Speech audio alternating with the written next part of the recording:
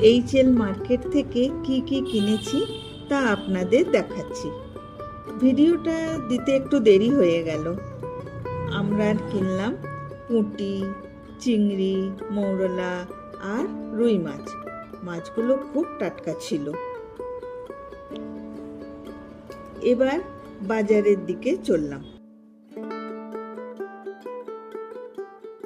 আমরা কিনেছি মোচা, উচ্ছে, ধুঁদুল, লাউ, শিম, পটল, বেগুন, গন্ধরাজ লেবু, কুমড়ো, পাতিলেবু, কাঁচা আম, নোটে শাক, কলমি শাক, লঙ্কা, বরবটি, আদা, ঢেঁড়স আর ফুলকপি।